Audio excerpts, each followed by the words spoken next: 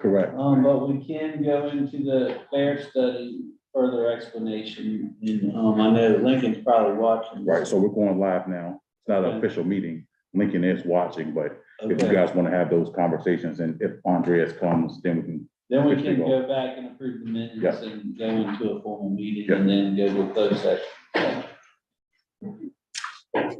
Well, I have some handouts. I have the more detailed numbers for you guys.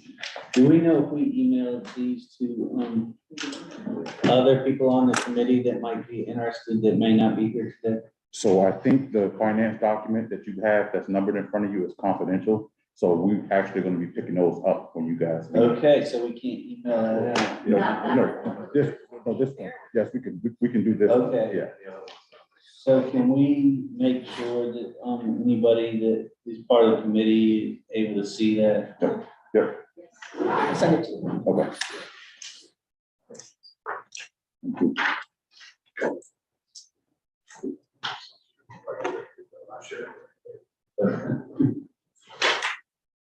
And who is going to, lead this?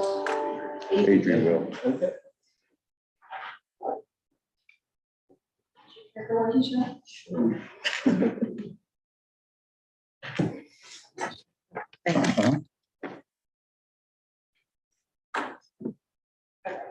So this is pretty much the numbers that went into that PowerPoint, but what we've done is taken out all of the assumptions. So assuming that VCU is gonna come back, assuming that we're gonna get advertising revenue. So this kind of gives you the delta for every single scenario. And we have the number in there for the field relief funds, just to show that it is revenue source, but it's not calculated towards the total in terms of used as funding any of the zero fare. So you'll see in FY '23, which we're now, that we're positive, and it does start to go down. FY '28 is the most significant, at $5.5 million. Goes down a little bit, and then it goes back up to about $8 million in 2032. And we talked about this last time, that as far as the TISDAC formula, that is staying pretty flat. There are other things as far as if we do increase some sort of expansion, that ridership would increase with it. So we would potentially get additional money. The TISDAC is based on the FY '19 numbers, so therefore, we can assume that even in the other scenarios, that it would have the same sort of flatlining, if that's essentially what. If we move to, So if we were able to get VCU to stay in, we would be okay at least to 26, and we'd be off by just a small. VCU as well as this doesn't even assume a match from like, let's say, the city of Richmond, like it's happening this year. Yeah, everything's gone. Yeah, That's what I'm everything's saying. gone. So, So if you got those matches for the DRTC, which we needed to fund those anyway, making those assumptions, we would be okay all the way up to the end of the chip program. For 24, it's 3 million, and it's 4.5 million for 25, and then you have what they can take. So at $5.5 million starting in 26. And I mentioned like the advertising program running here, we are anticipating bringing in funds for the sponsorship program, hopefully around $1 million or so, and then any additional partnerships. A couple questions. Other expenses. That's one category on, so I just got a couple questions. That's your best guess on where we'll be with salaries and with benefits and insurance, all the things that you think are going to increase every year. There's escalators in there for that. Yes, maybe it's the question is there. So, to just give you some perspective on that. So in that for the payroll component related in this model that's being offered, my 10-year model, was about 4% increase each year for payroll related. Healthcare, like medical insurance, was about 6% a year, and everything else was 2%. Put it in perspective, what I'm going to show you in a little bit.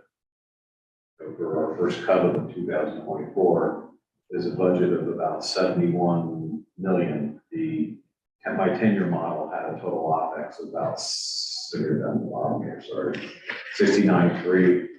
What I'm going to show you for our first cut is 71.6. So the model, and the reason why it's different, it's because of this. You want to talk about that? That would be an executive session, yes. Or after? Yeah, so, All right, so there, that's the change, but it's conservative all the way up, it has this budget. The first year, if we come out with a surplus of 3.8, maybe more with regard to, this is full staffing. So it's possible to have a larger surplus than that, we're in now, because of vacancies, right? yeah. Is there an investment strategy for that money to put it away? Any idea on yield, or how it could maybe spread the dough the next short? Right now, we're using these LDO and LDPM, so, it's pretty basis points maybe, but it's growing now with the way the yield curve is inverted. So there are other opportunities. We spoke with Wells, they have some treasury packages we can sweep. So regular gave us some more on that. So those are things that give, obviously. That's not in any revenue. No. Interest rate. Well, they might have captured it in some of the other revenue column. So, I think we captured like $300,000 in the 24 budget for interest income. Gotcha. I was thinking if we could take, some monies and put it in a fund, and that would allow us to just adjust the budget. I just thought. So I think. So even, no matter what, it looks like we're, big picture, we could get to 28. It's a matter of when we get to 28, what happens? Because I agree. A lot of things, If you summed up the surplus deficit from 23 to 32, it's around $31 million negative. So as Adrian said, is the COVID relief funds are not included in it, which is 29, and then you can see that there's the matching fare, it's only the 1 million, so you're missing out 3 million in 24, 5.5 million, 4.5 million in 2025, and then the assumption would be is as that trip grant went away, you would hopefully have $5.5 million a year for 26 out. So hopefully that would then turn the whole 10-year picture positive. this is just an operating, but there's surplus dollars already sitting somewhere. Yes. I don't want to guess what that number is. I know we're talking about. Yeah, we had that number before.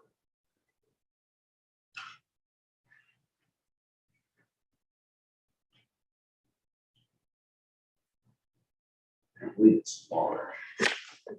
This is what we contemplated in the 10-year model was to get to the 25%. Yeah. Which is like 16 million, but we're not there yet. Yeah.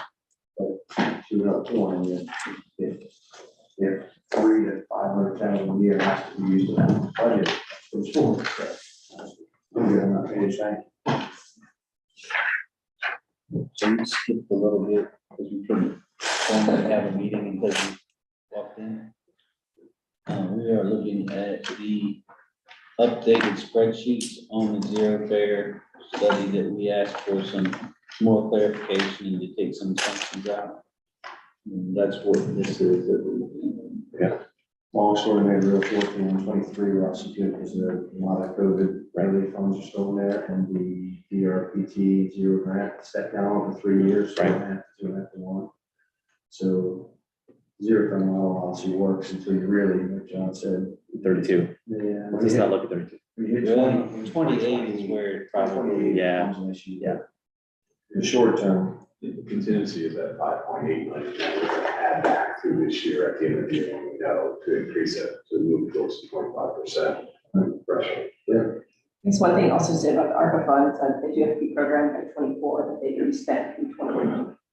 Those are still options. just one of the things I think about that, about surplus funds that are already in there, 10 to 15, we're trying to get 16, and then if you clear 3.8, it should go up with vacancies this year. My goal is to take the surplus funds and put it away, invest them in T-bills, whatever you want to do, short-term, 9-month T-bills, whatever you do. And just use that to, over time. Right, stretching. Hey, we need 390 grand to balance the budget this year. Well, it's a balance the budget. Yeah. Then you extend the lifespan of what you're trying to do. The second page is if we went back to our actual fair section in 2019.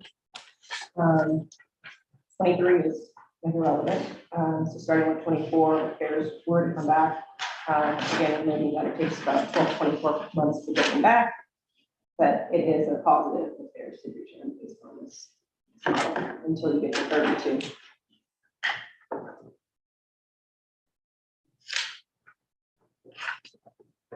What happens in 32 that makes these numbers?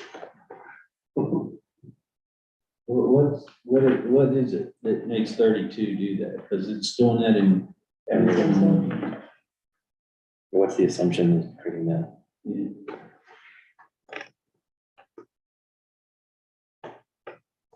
Other expenses increases by 4 million. Revenue, The other stuff I just basically What is operating other- expenses? It's the operating expenses. So is that gonna be like a machine or a bus inventory? Is that something? It's just It's just overall, it's moving by percentage. Okay, so it's like when we do Yeah, our but it safety just budget, seems like it's all crazy if on you're there. doing by percentage year in, year out, there shouldn't be.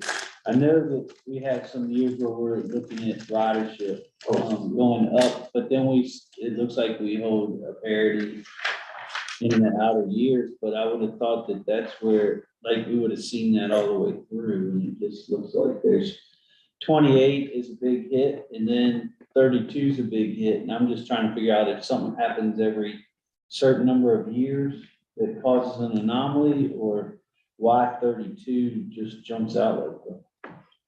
I mean, it's going, you can see it's going from 88 to 92, so it's going from 4 million, it's just growing by the percentages of what the labor decreases are. actually, there might be right compound, there might be a formula problem. So with 31, 32, just for a second, I'm gonna find the one thing that. Top line, total fare revenue went up 200 grand. We can all agree that's 230 grand. And then the next line goes up 200 grand. That's 430 grand. The next line goes up 300 grand. That's 720 grand. And then the other ones go up a little bit. Why is there a drop in ridership? It's a formula thing. It There's- should be 8.5. From 30 to 31, there's a drop in ridership of Yeah, they're million assuming that there's some sort of elasticity to it based on looking at our trends on our ridership. Okay, so it's a market Number, adjustment. yeah. I see this. I can check one. Oh, that's where part of it happens, is you got a drop in ridership in 31 that come, but no, the increase in ridership should probably help you, not And hurt I got you, ridership, so revenue. went up But that's to- factoring into something that's, Revenue went up for. because if revenue per rider is 67 cents. Oh, okay, it's, but we're looking at a drop because there's probably an increase in fares, and that's where it drops some people out, maybe. No, I was not assuming any change in there. Well, then. I mean, we go up and down, up and down.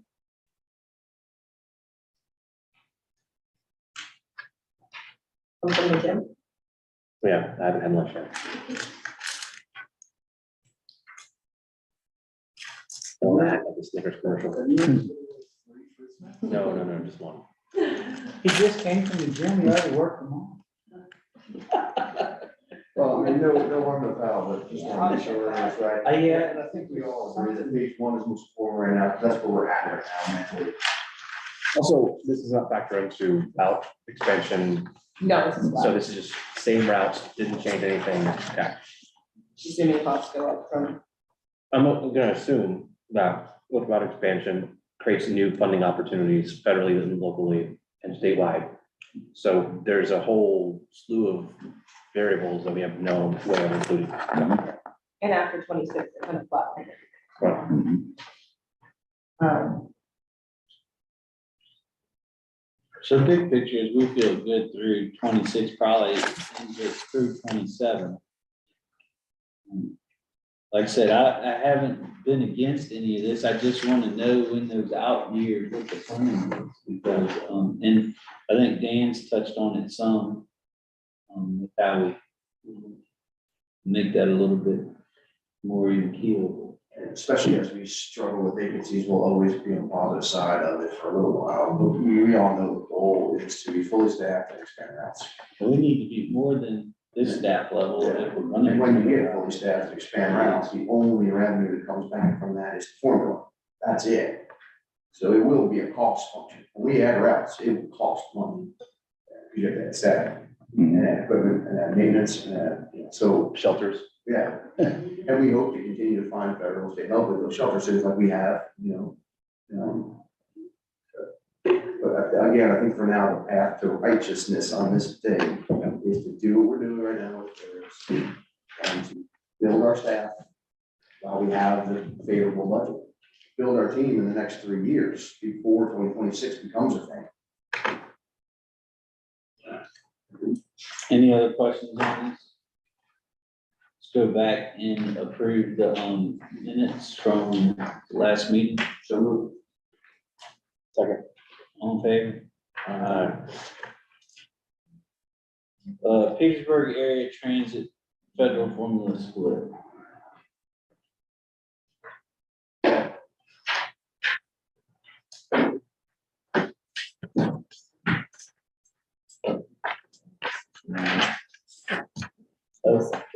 I gave you. Right. So, All right, so Thank you. we're talking briefly about everything else.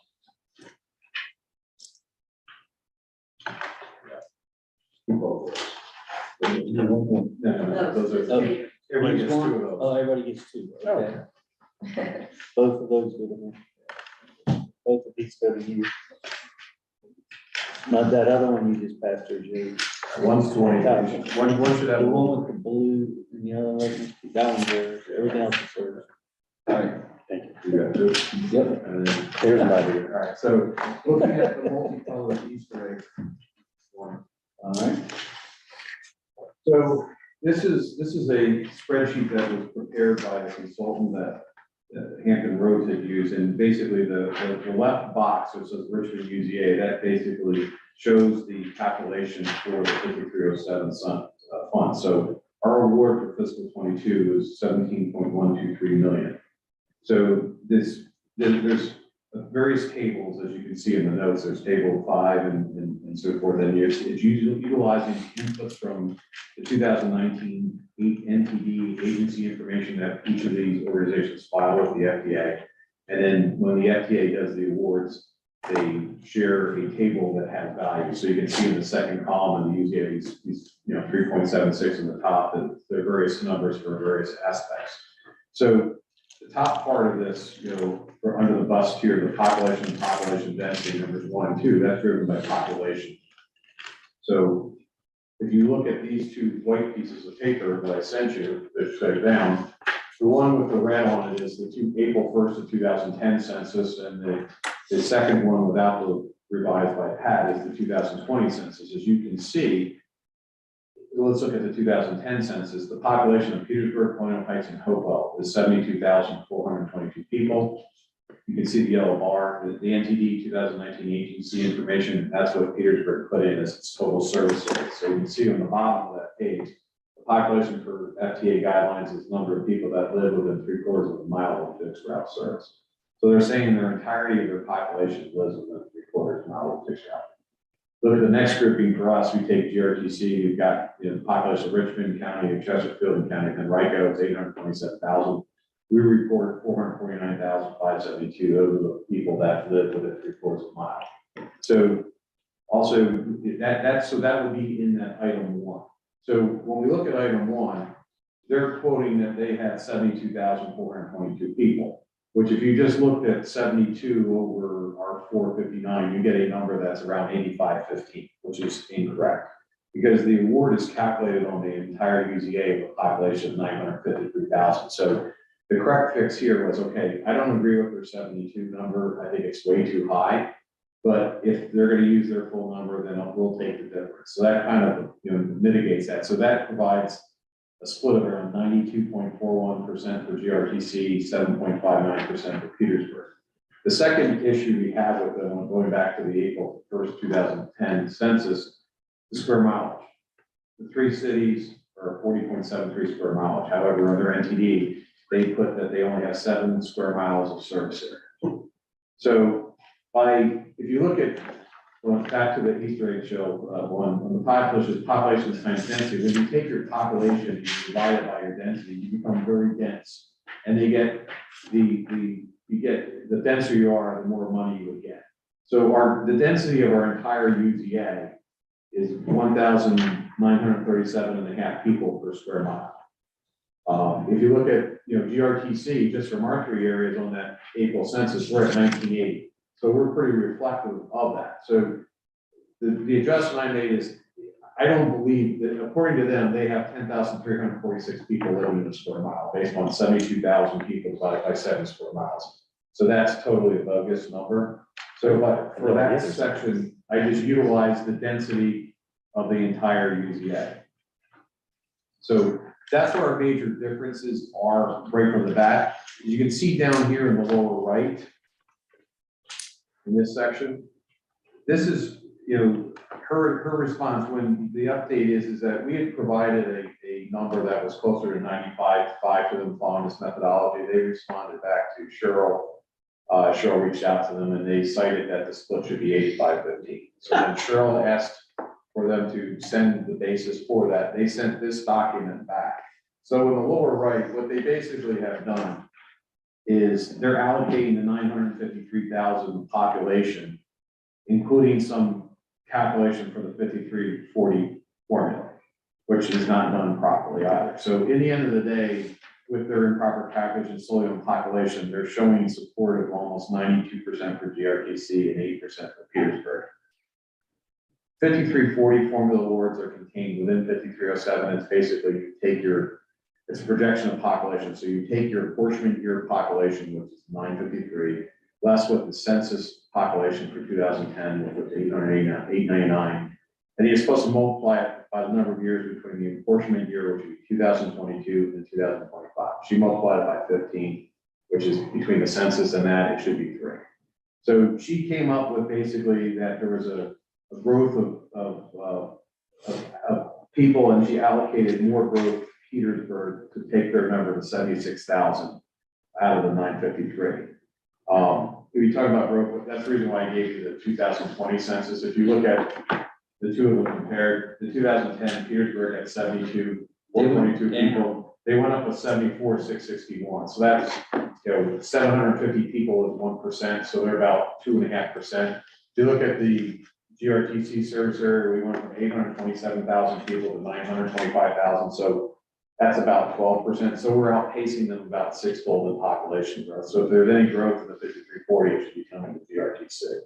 So I discount her calculation for going on the population, and then in the box down in the bottom, as you can see, if you sum the awards, the population and population density accounts for about under 40% of the formula.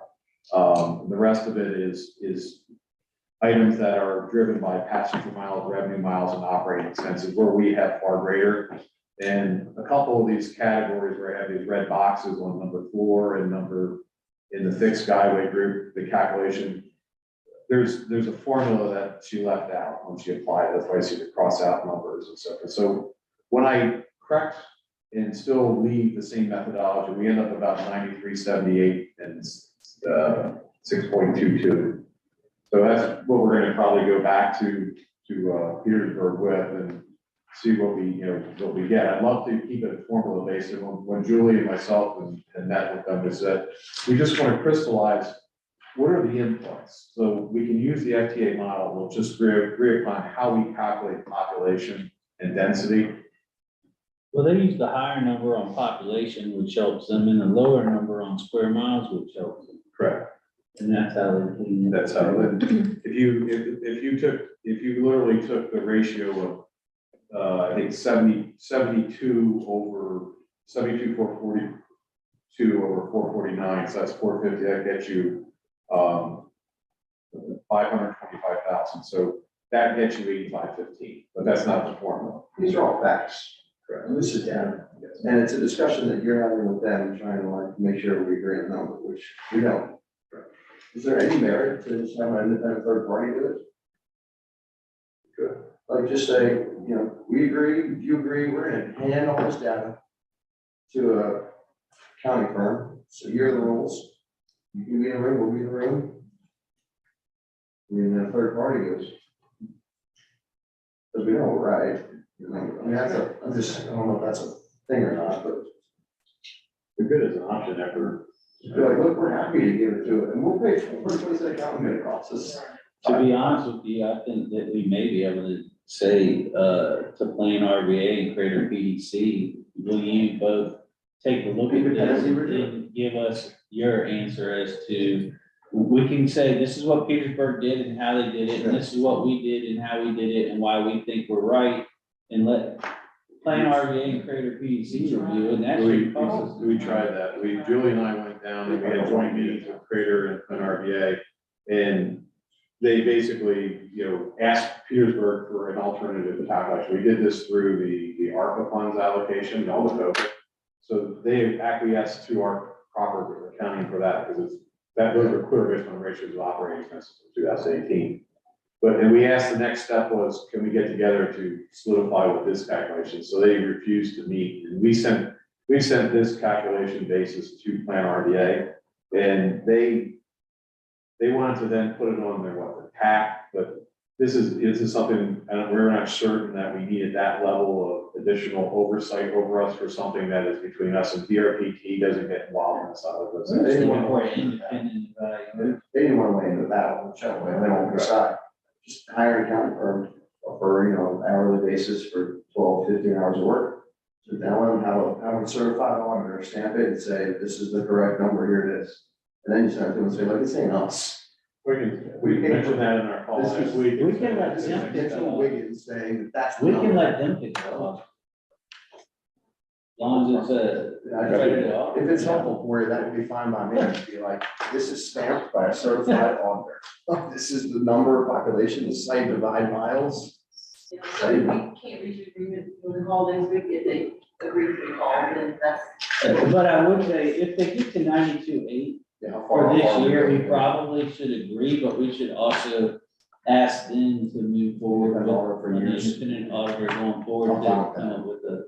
I'm fine with 928 1 year, but then independent auditor. In this ad, we don't need to go through, but the 5339 formulas, the total award is only 1.4 million, but it's got the same demographic issues with the population. So that one ends up, just because the formula is a little different, that ends up at 9369 and 6.31. So they're relatively close to each other.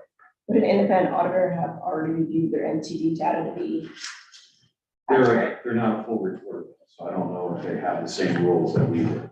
We're a full reporter and good budget. Because their numbers are coming from what the report says. All right, any other? That should not be, that should not be. Not be.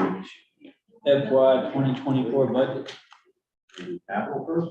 capital first, yeah, that's fine. That would be it. Yeah. Keisha Reed, is going to present the capital one.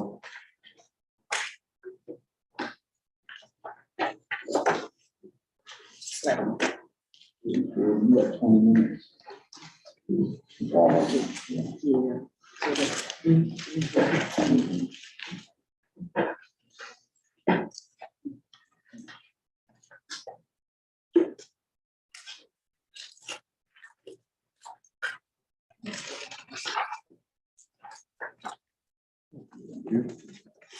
Okay.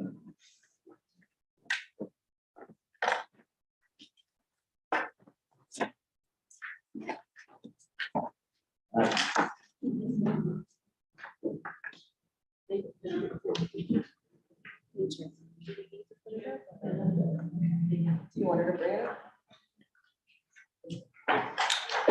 Should we bring it up? Presentation. I mean, I passed it out. We can go on paper.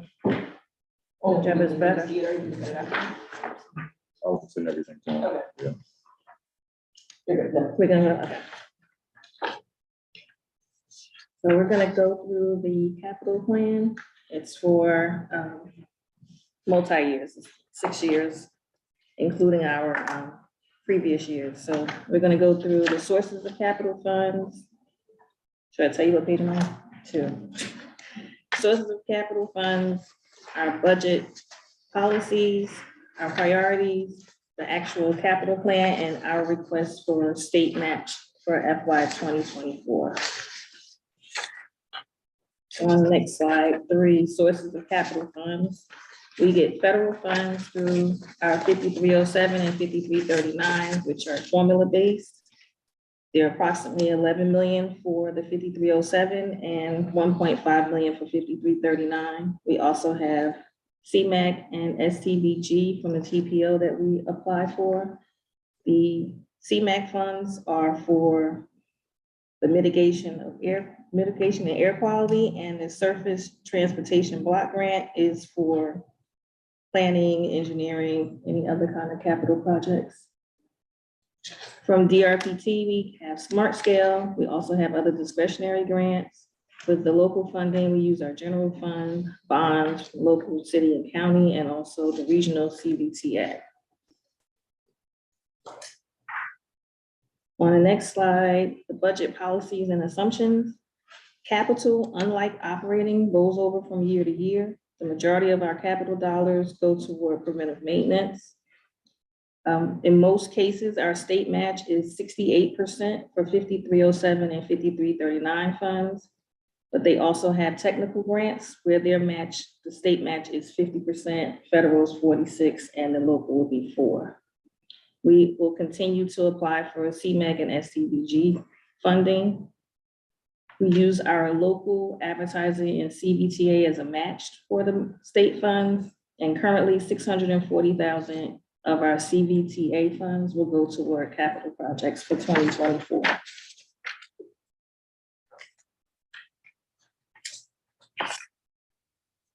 So we have 7 funding priorities.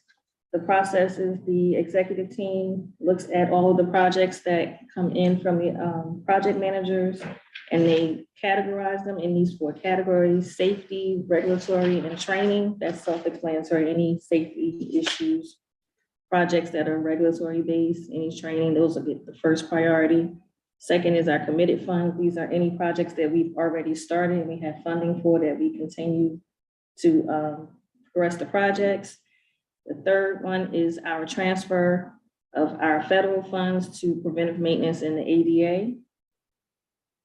Our state of good repair is when we're maintaining the integrity of our current assets. Business improvements are the projects which improve the internal functions of the organization.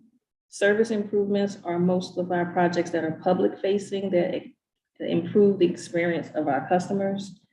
And the system expansion is expanding our footprint throughout the network.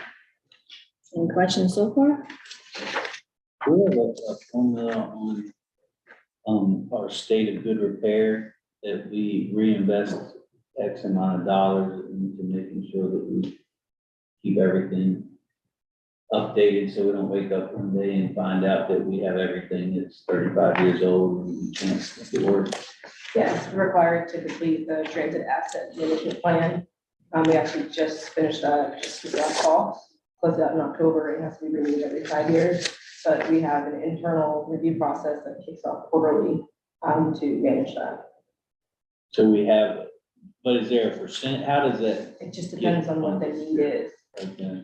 It goes down to depth, ones like the buses, the amount of miles and years that they're in service. So we're taking all that into consideration to try to replenish the older stuff as it ages. Yeah, we went through and for everything that has its life cycle is monitored. Once we actually hit that, we either replace it just a requirement, or if there is some useful life that will keep it going. Like for example, sport vehicles may go a little bit longer, but we monitor those regularly. Most of it's based on, for example, vehicles, their mileage, as well as how old they are. What about like the computers we're using in the office and all of that type of stuff? All of that is our, just making sure that we don't end up. Yeah. It doesn't work. The facilities, vehicles, and technology, I think were like the biggest function of the And dollar. the implementation of the ERP system that we expand will give us more data for city that we put in other assets that we have. Yeah. And system. So on slide 6 is our summary of our multi-year capital plan. It outlines what's currently obligated in our committed projects for FY16 through FY22. The 16 million, that's comprised of funds we have for our paratransit vehicle replacement, IT software and hardware, temporary transfer plaza, our admin and maintenance infrastructure, and our engineering and design for the next BRT and our property assessment. Those projects fall under the 16.6 million. As far as the state, well, you already went over that, state of good repair on average is 15 million. And it's comprised of vehicles, facilities, stations, and systems. And the systems are computer systems. On the next slide, we have our this pie chart showing that 51% of our capital plan is comprised of expansion funds needed. The other large one would be our state of good repair, followed by service enhancements.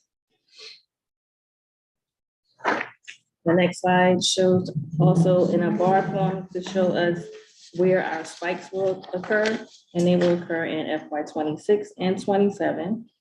And those are for expansion. In 26 is the north-south BRT, our western BRT extension, construction of the future front lot, which currently has the church. In 27, it will be the continuation of the north-south BRT construction, our western BRT extension, conversion to dedicated lane system-wide, and the completion of the front lot construction. Any questions? On the next slide, slide 9, we'll go through our actual priorities. You can also utilize the Excel if you want more detail, and just stop me whenever you want more detail. For our multi-year capital plan priorities 1 through 3, our largest investment is in FY 23, where we're replacing our bus lifts. Any questions on priority 1 through 3? That's the state of good repair. Yes.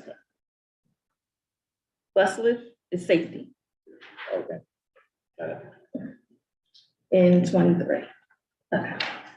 3.6. Yeah. That's why we approved it November 14th. For priorities 4 through 5, our main projects in FY 25 is the concrete replacement in our bus lot and our IT software contracts. In 26 is the lighting throughout the facility being replaced. And in FY 28, our admin building and maintenance building construction rehab. That's in FY 28. Next slide, priorities 6 and 7, which are service enhancement and our expansion. The service enhancement, we have our amenities, which is our essential transit infrastructure. Construction is for the permanent downtown transfer center, and the third-party studies are for the permanent downtown transfer engineering and design. For expansion, it's construction of the church property, dedicated lanes, north-south BRT, and western BRT extension. And the third-party studies, those funds are going toward the north-south BRT environmental and the western BRT extension. On the next, any questions? On the next slide is our DRPT state request for FY 24. Okay, 5 projects. So if you compare the total on the large spreadsheet to what's on this slide, you'll see a difference of about $5 million. That's because 5 projects have been omitted from the state request because we already have funding for them. Those projects are the articulated buses, our BRT station modification, our shelter project, demoing of the church building, and an EV study. So those we will not be going to the state asking for funding match because we already have the money for previous requests and other funding. So it goes into detail on the next slides as to what we're asking for in the state application. Safety and regulatory, 1.5 million is going toward our bus training simulator being replaced, and also our radio system upgrade. State of good repair, we're replacing the buses, paratransit vans, our IT software maintenance contracts, and RTU units and our shop bay door replacement. For business improvements, our SpecTran software is being replaced. We have a new vendor. Service enhancements, we have the shelter project, which is our essential transit infrastructure, bus safety monitors, wireless designation sign upgrade, and the permanent downtown transfer center study. And for expansion, we're doing the North-South BRT environmental clearance and preliminary engineering along with the Western BRT extension study. Any questions?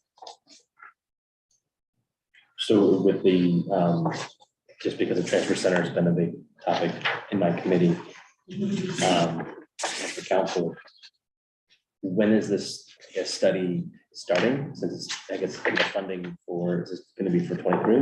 Which one are you on? Could we- On slide 14.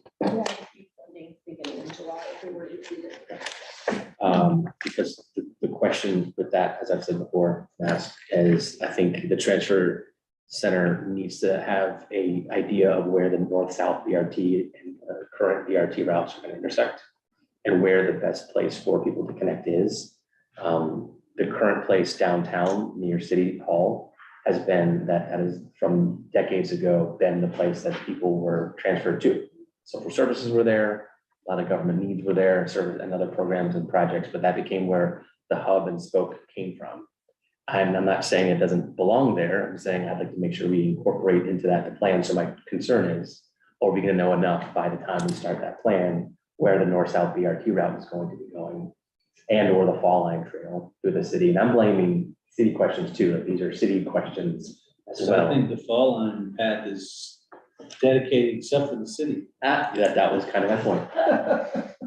Is I would like to see how these intersect to support understanding where is the best location for transfer. And we missed a great opportunity. It could have gone into the first floor of that beautiful parking deck that is now across from the library adjacent to City Hall, that the social services just built, general services built, but we were denied that application, unfortunately. But my point is, I think there are factors that I think this project on the city's behalf with our member Robertson and Saunders needs to be aware of. We need to make decisions and push forward on what we're going to do as a city to support what the outcome of this is. If that makes sense. So we're taking a little bit different approach to this, an actual site itself. We're looking at it kind of what you and I talked about economic development and looking at nodes. So we want to look at what is kind of the growth that's happened with the already having investment and what would happen if we with the transfer plaza and looking at all those inputs, because we have started our transit strategic plan. So we'll look at all those things you mentioned, but that will have 9 months is the amount of time for north-south BRT. So you should at least have the corridor in some level agreed upon. So we'll have that input as well. But yeah, we want to see what, looking at also what's coming out of the Richmond 300, all of those inputs into it rather than just looking at it as far as we want this site and this. Okay. But that's kind of been our downfall. A little bit on all fronts for all people, all of us. And not to add a wrinkle to it, but I think depending on what happens at the city center and where we might see a new headquarter hotel beside the convention center. And I know there's talk about potentially renovating, improving the convention center as well. There might need to be exploration of a route that goes from the airport to downtown and that connection through that corridor because it's right off the highway. You know, drop people right off in terms of tourism downtown with the convention center, which would be a great attraction and will help sell the city better and probably better support the transit route of that as a whole. There creates another opportunity for connection. So just thinking through these nodes, and I'm glad to hear nodes as an idea because it's not just in downtown next to City Hall that it needs to be. I think that has been unfortunately where it's always been seen as, so a change of that seems contrary to popular belief, but I think the future of our city is not going to be seen in the same way in 10 years from now. I hope not. That's why we study, we want to study because we don't know. Correct. I've just seen studies done by organizations outside of the city government, and they don't include things that are underway elsewhere.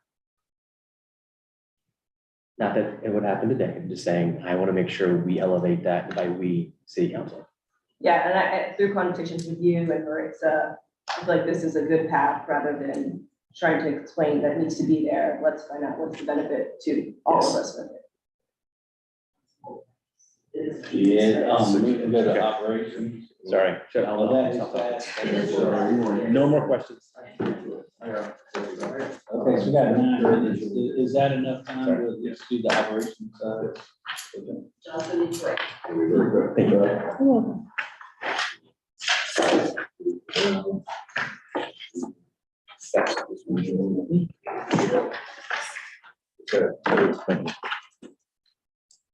Going to slide 1, and basically, the current operating expense assumptions, the collective bargaining contract expires September 30, 2023. So basically, Q1 fiscal year 2024, the wage rate is covered by the contract, so 2 through 4 of that next assumption. So we're, in the executive session, we talked about specific assumptions, but they're built into it. So the broad brush, the assumptions are that GRTC and the amalgamated transit union local 1220 will agree to new terms of contract during fiscal 24, and those wages will be retroactive to October 1, 23. Top wage rate increase based on external market factors. Defined benefit pension plan will continue to be jointly funded by employees at minimum of 12% and 15% by GRTC, and medical benefit choices of the open access plan and then the consumer driven wellness program and HSA will be used. Page 3, the head count, it's about, it increased about 5 authorized positions over fiscal year 2023, and it has filling the 67 vacant positions, of which 53 of them are vacant operators, to bring the full-time operator head count to 30 positions. Insurance and safety reflects the continued participation in the transit liability pool, no growth in service, the revenue hours are consistent with fiscal 23, and it does have similar investments in the GRTC workforce that were in 23, market adjustment in wages and salaries, staff training development programs, national recruiting advertising programs. One of the big things as we move over to slide 4, that's driving it, as you read it here, but when we introduced the consumer driven plan in 21 and brought it to board in January of 22, we had marketed the coverages. So Cigna came in and they were the best package for us. And what they did was they actually had a reduction for fiscal 2000, the benefit year going from February of 22 to, March of 22 to February of 23. And then they capped the next renewal at 13%. We've gone through 3 quarters reviews. Our claims experience is horrendous. So if we were going out, the increase would be around 20%. So we're recommending this to re-up the Cigna for the next benefit year. And this is a significant, obviously you can see that 13% on 6.5 million is about $900,000. So that's going into here as a key assumption as well. Going to page 5, you'll see the draft operating expenses in comparison to fiscal 23 adopted. So we're proposing a $71.66 million budget, and that includes those key assumptions here, plus what we'll discuss about with regard to collective bargaining. Obviously, it's about a $7 million increase, of which you can see about $4 million is on in the operations, about another $3 million in the maintenance. That's combined with wages. You can see the benefits going up about 1.2 million. Benefits is inclusive of medical as well as the taxes and so forth like that. So those are the big drivers of payroll related and healthcare related. So that's, like I said, this is our first cut. Our plan is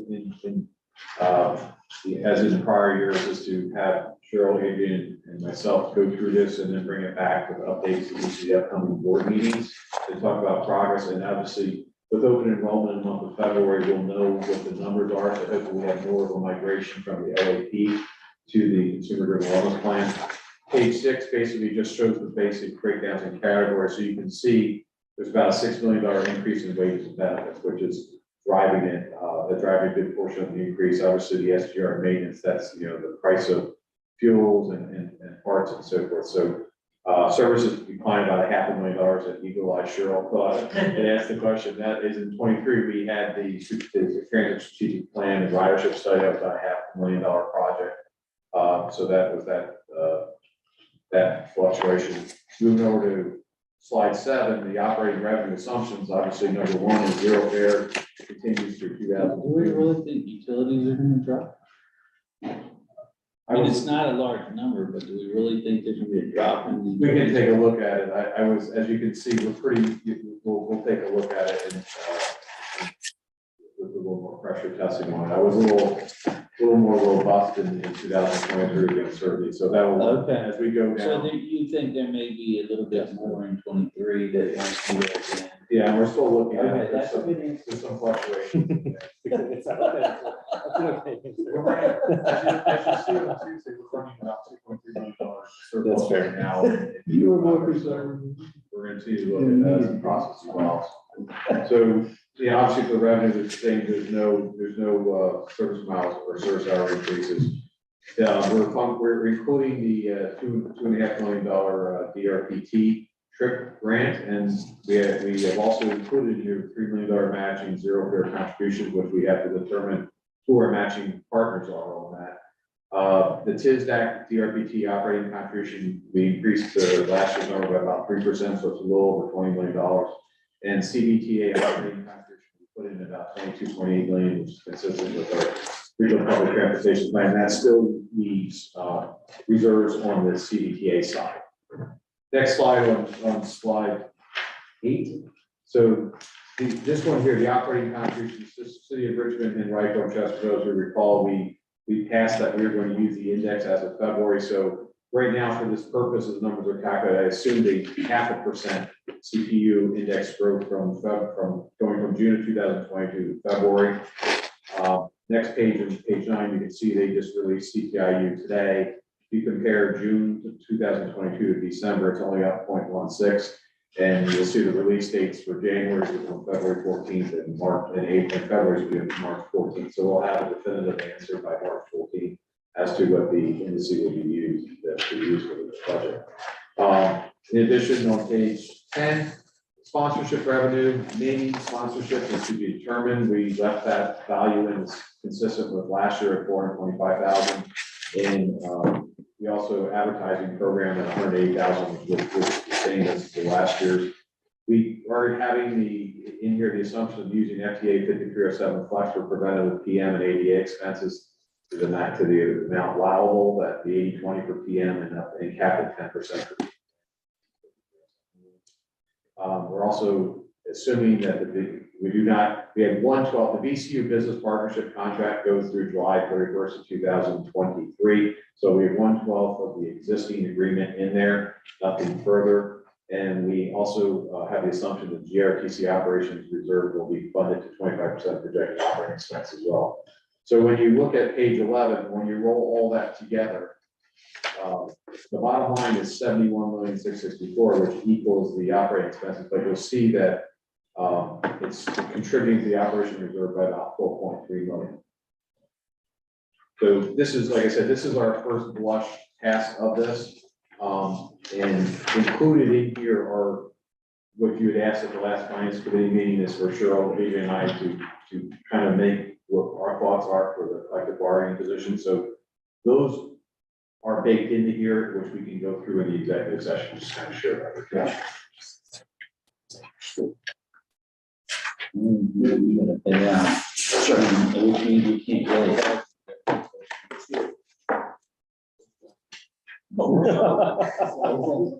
Okay on this, But I move that GRTC Board of Directors Finance Committee Board of Code Meeting pursuant to section 2.2-1 for Virginia for the discussion and consideration of prospective candidates. It's not correct. For appointment for chief executive. Oh, okay, the wrong one. For discussion and consideration of financial matters regarding employment of the Greater Richmond Transit Company. My apologies. Do I need a second? Or second? on favor? Aye. Close that. I like how it just magic. Closed session. We could have another room progress.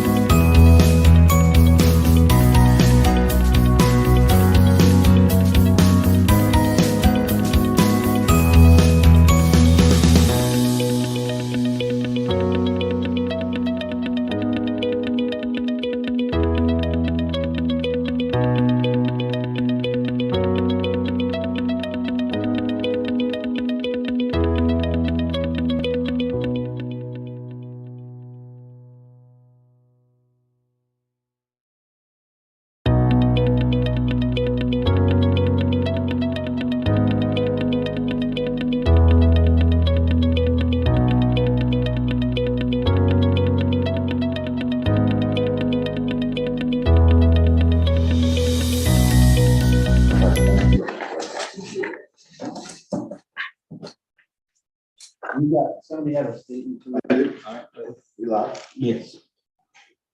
Whereas the Board of Directors, Finance Committee of GRTC has convened in a closed meeting on this date pursuant to the affirmative recorded vote in accordance with provisions of the Virginia Freedom of Information Act, and whereas Section 2.23712 of the Code of Virginia requires certification by this board that such closed meeting was conducted in conformity with Virginia law. Now therefore be it resolved, this board hereby certifies to the best of each member's knowledge that one, only public matters lawfully exempted from open meeting requirements by Virginia law were discussed in the closed meeting to which the certifying resolution applies, and two, only such public business matters as were identified in the motion convened in the closed meeting were heard, discussed, or considered by the board.